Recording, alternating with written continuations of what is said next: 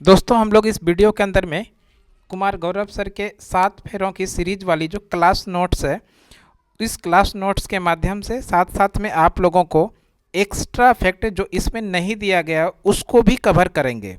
और साथ ही साथ आप लोगों को इस नोट्स का पीडीएफ चाहिए तो वो भी कमेंट बॉक्स में ज़रूर बताइएगा, हम पीडीएफ आप लोगों को देने का कोशिश करेंगे। तो वीडियो शुरू करते हैं, अंत तक ज़रूर बने रहिएगा।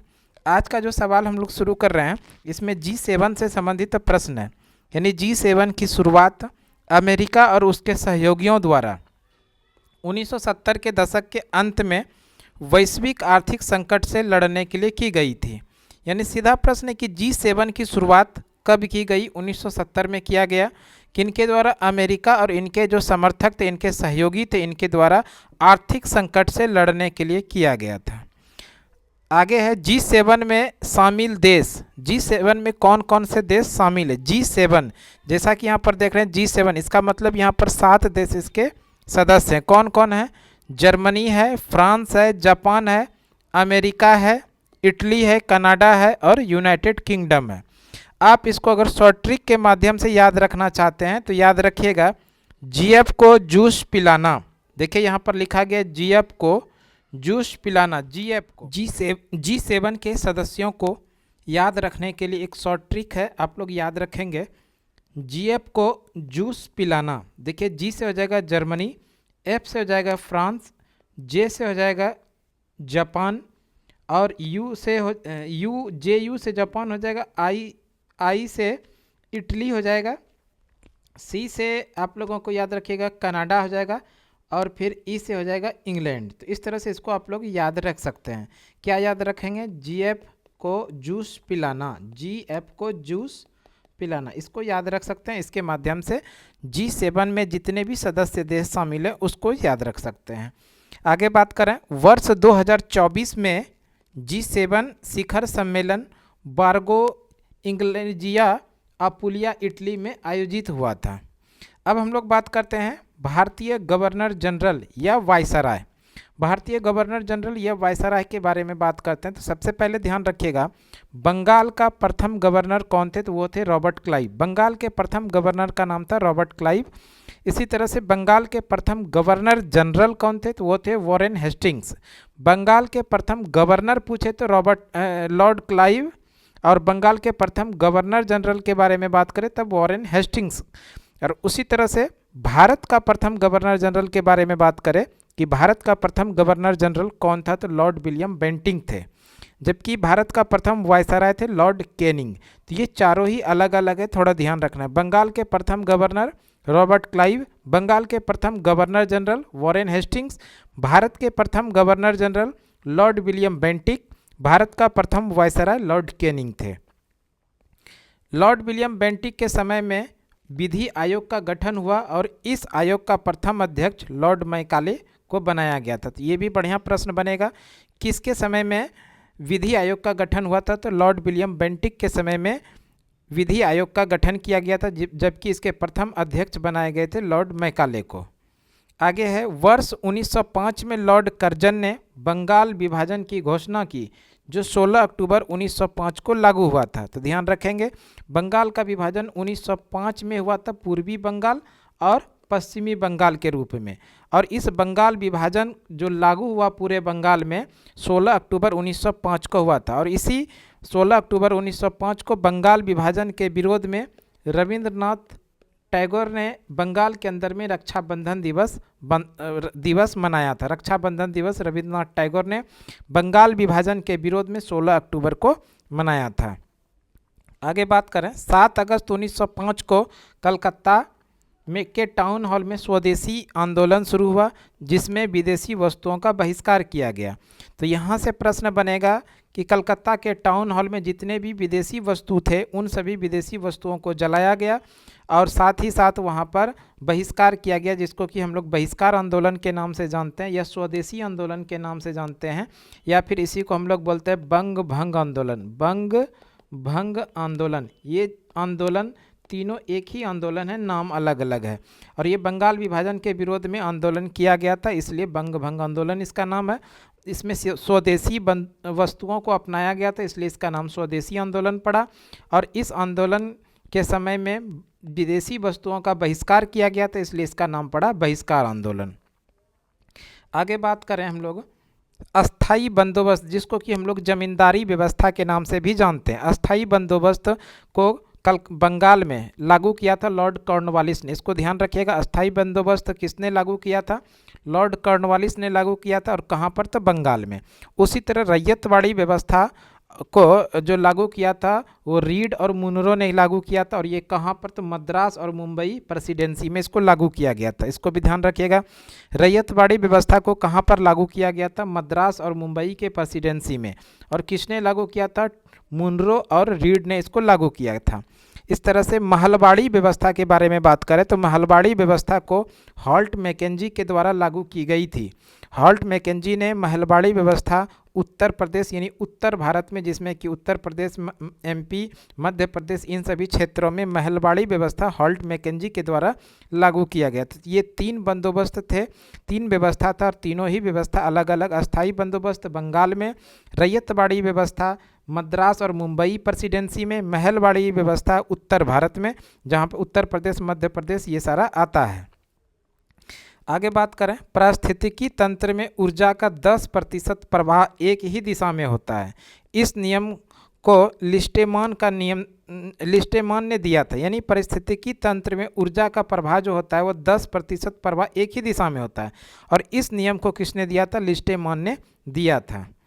आगे है चौरी चौरा घटना। चौरी चौरा घटना जो है 5 फरवरी 1922 को उत्तर प्रदेश के गोरखपुर जिला में 22 पुलिसकर्मी जिंदा जल गए थे, जिस घटना को चौरी चौरा घटना के नाम से जानते हैं। और इसी चौरी चौरा घटना के बाद गांधी जी ने असहयोग आंदोलन को स्थगित किया था। तो इस घटना के बाद महात्मा गांधी ने 12 फरवरी 1922 को बारदोली में हुई कांग्रेस की बैठक में असहयोग आंदोलन को समाप्त कर दिया गया था। तो इसको ध्यान रखिएगा, गांधी जी ने असहयोग आंदोलन को पूर्ण रूप से कब बंद किया, स्थगित किया? तो वो 12 फरवरी 1922 को। किस घटना के बाद? तो चौरी चौरा घटना के बाद। अगला है जलियांवाला बाग हत्याकांड, जो कि 13 अप्रैल 1919 को हुआ था।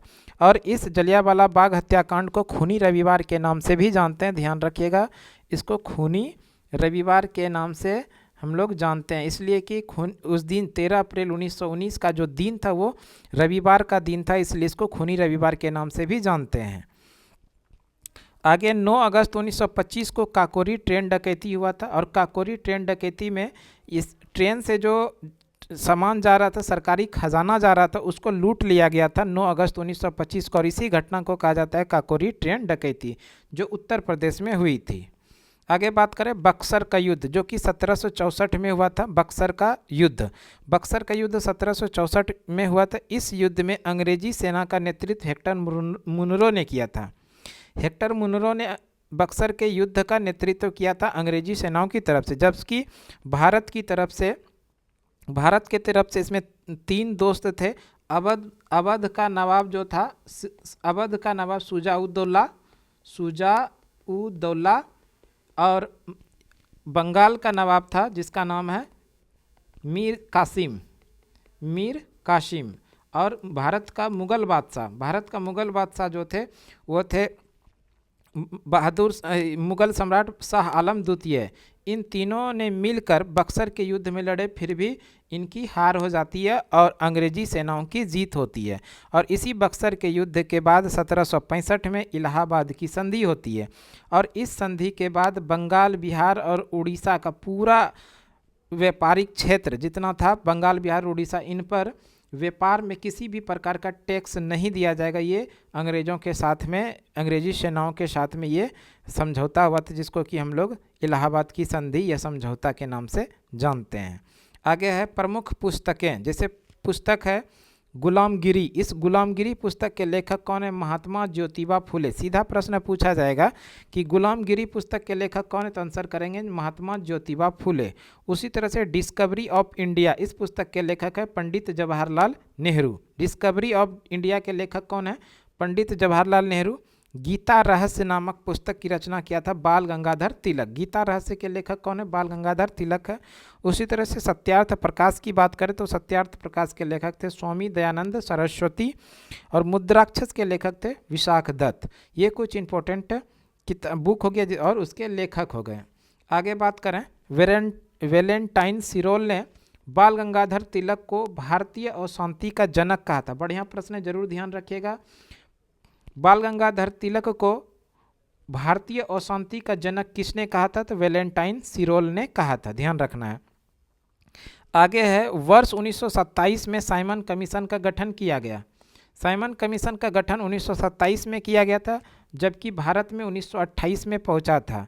और इस समय मोतीलाल नेहरू ने नेहरू रिपोर्ट प्रस्तुत किया था। नेहरू रिपोर्ट 1928 में मोतीलाल नेहरू के द्वारा प्रस्तुत किया गया था, और मोहम्मद अली जिन्ना के कारण इस रिपोर्ट को प्रस्ताव पारित नहीं करा सका, यानी पास ये नहीं हो पाया नेहरू रिपोर्ट। किनके कारण? तो मोहम्मद अली जिन्ना के कारण। तो ये यहाँ पर जो प्रश्न था, साइमन कमीशन का गठन कब होता है? तो 1927 में। और साइमन कमीशन भारत कब आता है? तो 1928 में आता है।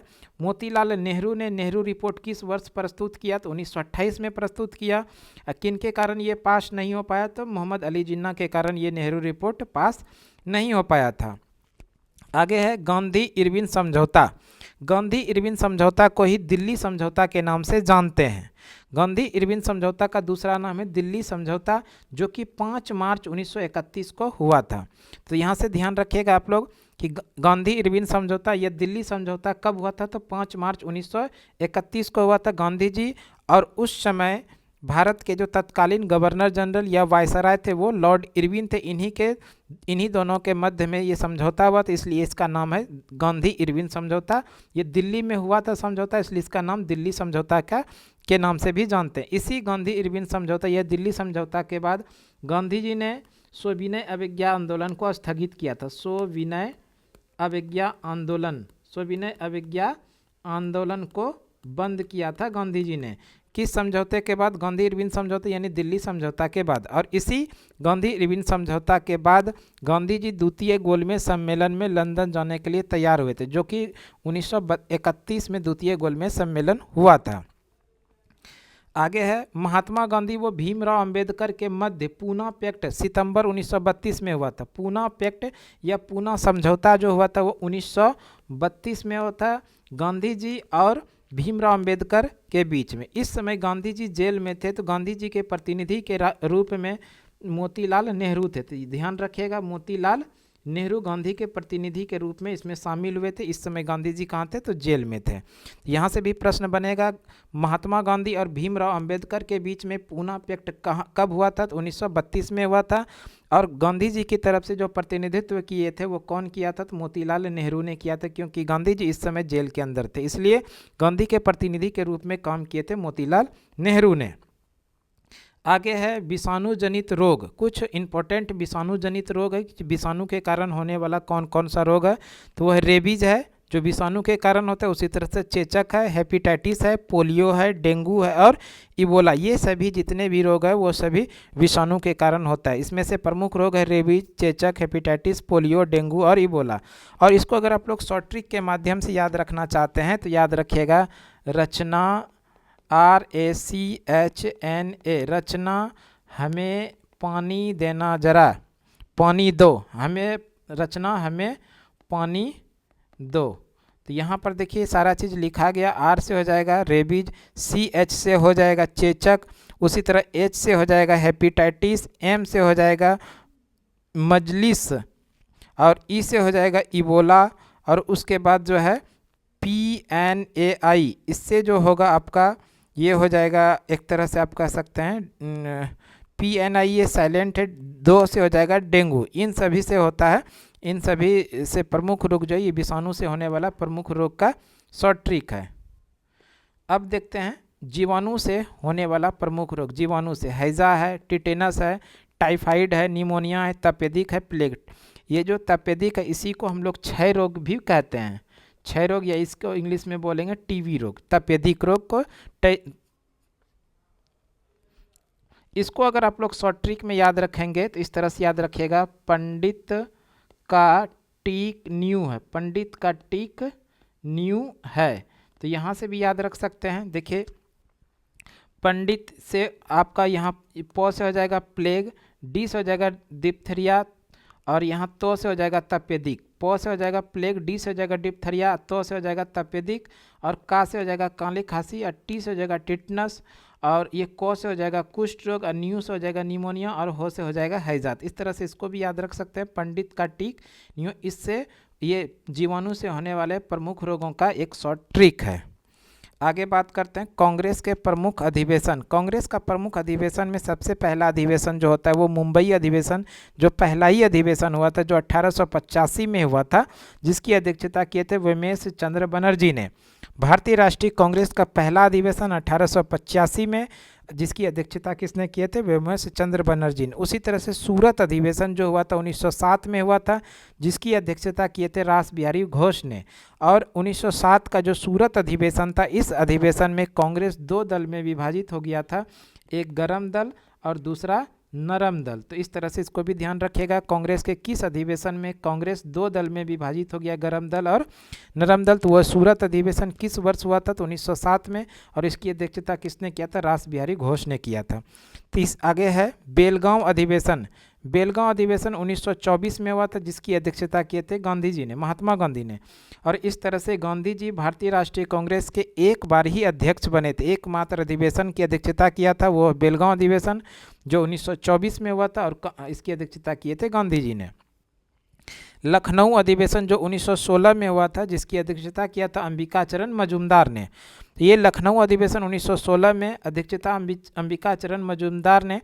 इस अधिवेशन में जो गरम दल और नरम दल का विभाजन हुआ था भारतीय राष्ट्रीय कांग्रेस का 1907 के सूरत अधिवेशन में, इस अधिवेशन का मिलन हुआ था कांग्रेस के लखनऊ अधिवेशन में, जो 1916 में हुआ था और अंबिकाचरण मजूमदार की अध्यक्षता में हुआ था। 1916 के लखनऊ अधिवेशन में कांग्रेस के गरम दल व नरम दल एक हो गए थे, जैसा कि अभी हम लोग पढ़े। आगे बात करें नेपाल के प्रथम महिला राष्ट्रपति। नेपाल के प्रथम महिला राष्ट्रपति कौन थी? तो वो विद्या देवी भंडारी थी। ध्यान रखना है, नेपाल के प्रथम महिला राष्ट्रपति विद्या देवी भंडारी। नेपाल की राजधानी कहाँ है? तो वो है काठमांडू में, जहाँ पर कि दक्षेस यानी सार्क का मुख्यालय है। तो ये काठमांडू के अंदर में दक्षेस यानी सार्क का हेडक्वार्टर है, और ये काठमांडू नेपाल की राजधानी है। श्रीलंका की राजधानी श्री जयवर्धनपुरा कुट्टे है, जबकि श्रीलंका की पहले जो राजधानी हुआ करती थी वो कोलंबो हुआ करती थी। इसको भी ध्यान रखिएगा। श्रीलंका की पहले राजधानी कहाँ पर हुआ करती थी? कोलंबो, जबकि अभी वर्तमान समय में इसकी राजधानी श्री जयवर्धनपुरे कुट्टे।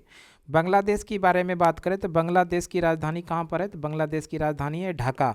बांग्लादेश एक स्वतंत्र राष्ट्र के रूप में कब बना? 16 दिसंबर 1971 को बांग्लादेश एक स्वतंत्र राष्ट्र बना। इसकी राजधानी ढाका है। अगर यहाँ की करेंसी के बारे में बात करें, यहाँ की करेंसी क्या है? तो यहाँ की करेंसी है टाका। यहाँ की करेंसी क्या है? टाका। और यहाँ का जो राष्ट्रगान है, यानी बांग्लादेश का जो राष्ट्रगान है, ये राष्ट्रगान है अमार सोनार बंगलो। अमार सोनार बंगलो, अमार सोनार बंगलो। और इसके लेखक कौन है? तो लेखक है रविंद्रनाथ टैगोर। रविंद्रनाथ टैगोर। तो यहाँ से भी प्रश्न पूछा जाता है कि रविंद्रनाथ टैगोर ने भारत के साथ साथ किस अन्य देश का राष्ट्रगान को लिखा है? तो वो बांग्लादेश का।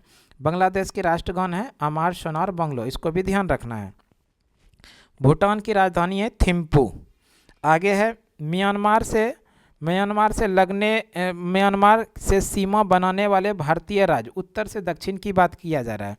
म्यांमार से सीमा बनाने वाले भारतीय राज्य है अरुणाचल प्रदेश, नागालैंड, मणिपुर, मिजोरम। यहाँ से सीधा प्रश्न पूछा जाएगा कि म्यांमार से भारतीय राज्यों की संख्या बताइए जिससे सीमा साझा करती है। तो राज्यों की संख्या है 4। वो कौन कौन? अरुणाचल प्रदेश, नागालैंड, मणिपुर और मिजोरम। इसको अगर शॉर्ट ट्रिक से याद रखेंगे तो याद रखिएगा अरुणा मामी। अरुणा मामी, ये देखिए अरु से हो जाएगा अरुणाचल प्रदेश, ना से हो जाएगा नागालैंड, ये मो से हो जाएगा मणिपुर और मी से हो जाएगा मिजोरम। तो इस तरह से इसको आप लोग याद रख सकते हैं। आगे है विश्व के प्रमुख मरुस्थल। विश्व के प्रमुख मरुस्थल में टकला मकान मरुस्थल जो है ये किस देश में? तो ध्यान रखना हम लोगों को, चीन में। टकला मकान मरुस्थल चीन में है। पेंटागोनिया जो मरुस्थल ये अर्जेंटीना में है। इसी तरह से गोबी मरुस्थल जो है मंगोलिया वो चीन में है। और ये जो गोबी मरुस्थल है ये एशिया का सबसे बड़ा मरुस्थल है, ध्यान रखिएगा, एशिया का सबसे बड़ा मरुस्थल, एशिया का सबसे बड़ा मरुस्थल, एशिया का सबसे बड़ा मरुस्थल कौन सा है? तो ये है गोबी मरुस्थल, जो कि मंगोलिया में और चीन में है। किजल कुम मरुस्थल उज्बेकिस्तान में है। दस्त एक वीर जो है ये ईरान में है। दस्त ए लूट ये ईरान में है। आतकामा चिली के अंदर में है। ग्रेट विक्टोरियन जो ऑस्ट्रेलिया के अंदर है। तमामी मरुस्थल ये सब ऑस्ट्रेलिया के अंदर में है। आगे बात करें पृथ्वी शिखर सम्मेलन, प्रथम पृथ्वी शिखर सम्मेलन जो रियो डी जेनेरियो में हुआ था ब्राज़ील में, और कब हुआ था? तो 1992 में हुआ था। तो यहाँ से प्रश्न पूछा जाता है कि प्रथम पृथ्वी शिखर सम्मेलन का आयोजन कब हुआ? 1992 में। कहाँ पर हुआ? रियो डी जेनेरियो जो कि ब्राज़ील के अंदर में। इस सम्मेलन में संयुक्त राष्ट्र जलवायु सम्मेलन का गठन हुआ जो 1994 में प्रभावी रूप से स्थापित हुआ था। आगे बात करते हैं चौरी चौरा घटना। ये हम लोग पीछे देखें चौरी चौरा घटना 5 फरवरी 1922 को उत्तर प्रदेश के गोरखपुर जिला में 22 पुलिसकर्मियों को जिंदा जला दिया गया, जो कि चौरी चौरा हत्याकांड के नाम से जानते हैं। तो इस तरह से हम लोग देख लिए हैं ये सारा चीज़ जितना भी है। यूनिसेफ नामक संस्था प्रति वर्ष 1995 में जलवायु परिवर्तन के मुद्दों पर चर्चा करने हेतु एक बैठक का आयोजन विश्व स्तर पर करती है। इस बैठक को COP यानी कॉन्फ्रेंस ऑफ पार्टीज कहा जाता है। आगे बात करते हैं वर्ष 2002 में पृथ्वी सम्मेलन का आयोजन जोहान्सबर्ग के अंदर हुआ था। यहाँ से ये बढ़िया प्रश्न बनेगा कि 2002 में पृथ्वी सम्मेलन का आयोजन कहाँ पर हुआ था? तो जोहान्सबर्ग के अंदर हुआ था। आगे है 31 अक्टूबर 2019 को जम्मू कश्मीर व लद्दाख को 2 नए केंद्र शासित प्रदेश बनाए गए, जिससे इनकी यूटी यानी यूनियन टेरिटरी की संख्या 9 हो गई थी। यानी जम्मू कश्मीर जो इनको कि पहले विशेष राज्य का दर्जा दिया गया था, तो जम्मू कश्मीर को 2 पार्ट कर दिया गया, एक जम्मू कश्मीर और दूसरा लद्दाख। और इस लद्दाख के अंदर में केवल और केवल 2 ही जिला है, एक तो लेह है और दूसरा कारगिल है। तो इस तरह से इसको भी ध्यान रखिएगा, लद्दाख के अंदर में 2 ही जिला लेह और कारगिल, इन दोनों को यूनियन टेरिटरी यानी केंद्र शासित प्रदेश बना दिया गया। इस तरह से केंद्र शासित प्रदेश की संख्या उस समय 9 हो गई थी, जबकि वर्तमान समय में केंद्र शासित प्रदेश की संख्या 8 है। उसी तरह से 26 जनवरी 2020 को दादर नगर हवेली व दमन और द्वीप को मिलाया गया, जिससे इन केंद्र शासित प्रदेश की संख्या 9 से घटकर कितना हो गया? 8 हो गया। यानी इस तरह से आप कह सकते हैं 26 जनवरी 2020 को दादर नगर हवेली और दमन द्वीप को दोनों को मिलाकर एक केंद्र शासित प्रदेश कर दिया गया। तो इस तरह से अब जो है वर्तमान समय में केंद्र शासित प्रदेशों की संख्या 8 हो गई है, जबकि राज्यों की संख्या 28 है। आगे है भारतीय मानक समय रेखा जो 82.5 डिग्री पूर्वी देशांतर है। भारत का मानक समय रेखा कितना है? 82.5 डिग्री पूर्वी देशांतर, जो नैनी मिर्ज़ापुर उत्तर प्रदेश से गुजरती है। तो यहाँ से ये भी प्रश्न बनेगा भारतीय मानक समय रेखा कहाँ से होकर गुजरती है? तो नैनी मिर्ज़ापुर से होकर गुजरती है। और कितना देशांतर है? 82.5 डिग्री पूर्वी देशांतर है। और जो भारत के 5 राज्यों से होकर गुजरती है, कौन कौन सा राज्य है? तो उत्तर प्रदेश है, मध्य प्रदेश है, छत्तीसगढ़ है, ओडिशा है, आंध्र प्रदेश है। इसको जरूर ध्यान रखिएगा।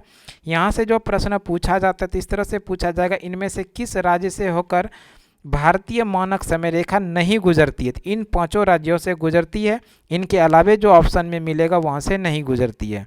तो इसके साथ ही साथ आप लोग ध्यान रख सकते हैं भारतीय मानक समय रेखा किस किस राज्यों से गुजरती है, उसके लिए शॉर्ट ट्रिक है आंधी में छाता ऊपर उड़ा। आंधी में छाता ऊपर उड़ा, आंधी से हो जाएगा आंध्र प्रदेश, में से हो जाएगा मध्य प्रदेश, छाता से हो जाएगा छत्तीसगढ़, और ऊपर से हो जाएगा उत्तर प्रदेश, और उड़ा से हो जाएगा ओडिशा। तो इस तरह से इसको आप लोग याद रख सकते हैं। आंधी में छाता ऊपर उड़ा भारतीय मानक समय रेखा का शॉर्ट ट्रिक। आगे बात करते हैं मॉन्ट्रियल प्रोटोकॉल। मॉन्ट्रियल प्रोटोकॉल जो हुआ था ओजोन परत के संरक्षण के लिए 16 सितंबर 1987 को कनाडा के मॉन्ट्रियल में सम्मेलन हुआ, जिसको कि हम लोग मॉन्ट्रियल प्रोटोकॉल के नाम से जानते हैं। कब हुआ था? 16 सितंबर को। इसलिए प्रत्येक वर्ष 16 सितंबर को ओजोन परत संरक्षण दिवस मनाया जाता है। ओजोन परत संरक्षण दिवस कब मनाया जाता है? प्रत्येक वर्ष 16 सितंबर को मनाया जाता है। तो इसमें नीचे है, इसके उपलक्ष्य में प्रतिवर्ष 16 सितंबर को विश्व ओजोन संरक्षण दिवस मनाया जाता है। उसी तरह से बात कर लें जैव विविधता दिवस प्रत्येक वर्ष 22 मई को मनाया जाता है। जल दिवस जो प्रत्येक वर्ष मनाया जाता है वो 22 मार्च को मनाया जाता है। साथ ही साथ 22 मार्च को बिहार दिवस भी मनाया जाता है। बिहार दिवस प्रत्येक वर्ष बिहार दिवस कब मनाया जाता है? 22 मार्च को। और इसी 22 मार्च 2020 को भारत में पहली बार जनता कर्फ्यू लगाया गया था। जनता कर्फ्यू जो लगाया गया था पहली बार 22 मार्च 1920 को। साथ ही साथ पृथ्वी दिवस की बात करें तो पृथ्वी दिवस प्रत्येक वर्ष 22 अप्रैल को मनाया जाता है। आगे है जीआई यानी geographical indicator tag, GI tag. ये जो है भौगोलिक सांकेतिक अधिनियम जो 10 वर्षों के लिए दिया जाता है। प्रथम जीआई टैग दार्जिलिंग की चाय को दिया गया था और उसी तरह से शाही लीची का जीआई टैग बिहार को दिया गया है। तेजपुर लीची का जीआई टैग असम को दिया गया है। खोला मिर्च, मोइरा केला, हरमल मिर्च का जीआई टैग गोवा को दिया गया था। ये बढ़िया प्रश्न है, जरूर ध्यान रखिएगा। प्रत्येक वर्ष ये जीआई टैग जो दिया जाता है वो कितने वर्षों के लिए दिया जाता है? 10 वर्षों के लिए। और भारत में दिया गया पहला जीआई टैग जो है दार्जिलिंग की चाय है। रोग है उस कुछ से संबंधित है, जिसमें कि ब्लू बेबी सिंड्रोम नाइट्रेट की अधिकता से होता है। यहाँ बढ़िया प्रश्न है, ध्यान रखिएगा। ब्लू बेबी सिंड्रोम किसकी अधिकता के कारण होता है? नाइट्रेट की अधिकता के कारण होता है। उसी तरह से कैडमियम की अधिकता से इटाई रोग होता है। इटाई रोग किसकी कमी से होता है? तो वह है कैडमियम। मरकरी की अधिकता से मिनी माता रोग होता है। मिनी माता रोग किसकी कमी से होता है? तो वह है मरकरी की कमी से। फ्लोराइड की अधिकता से दांत संबंधी रोग होता है। फ्लोराइड की कमी से दांत संबंधी रोग होता है। आगे है प्रथम संविधान संशोधन हुआ था 1951 में और इसके तहत 9वीं अनुसूची जोड़ा गया था। भारत के संविधान में पहला संशोधन जो हुआ था वो 1951 में हुआ था और इसमें भारतीय संविधान का 9वीं अनुसूची जोड़ा गया। और इस 9वीं अनुसूची में जो रखा गया भूमि सुधार संशोधन, इसको भी ध्यान रखिएगा। भूमि सुधार संशोधन से संबंधित इसमें प्रावधान को जोड़ा गया भारतीय संविधान का 9वीं अनुसूची में। और इस तरह से पहला संविधान संशोधन होता है 1951 में। 42वें संविधान अगला है 42वें संविधान संशोधन के तहत सिर्फ एक बार प्रस्तावना में संशोधन हुआ, जिसके तहत प्रस्तावना में समाजवादी, पंथ निरपेक्ष और अखंडता शब्द जोड़े गए। ये बढ़िया प्रश्न है। 42वां संविधान संशोधन हुआ किस वर्ष था? तो इसको भी जरूर ध्यान रखिएगा, 1976 में हुआ था। और इस 42वें संविधान संशोधन को लघु संविधान, मिनी कॉन्स्टिट्यूशन के नाम से भी जानते हैं। लघु संविधान के नाम से जानते हैं 42वें संविधान संशोधन 1976 को। और इस 42वें संविधान संशोधन 1976 में प्रस्तावना में अभी तक केवल एक बार ही संशोधन हुआ है, वो भी 42वें संविधान संशोधन 1976 के द्वारा हुआ है। और जिसके अंदर की जोड़ा क्या किया गया? समाजवादी, पंथ निरपेक्ष और अखंडता शब्द को जोड़ा गया। तो आज की क्लास के लिए हम लोग इतना ही रहने देते हैं। अगले क्लास में फिर से अगले वीडियो में उपस्थित होंगे। तब तक के लिए धन्यवाद। जय हिंद।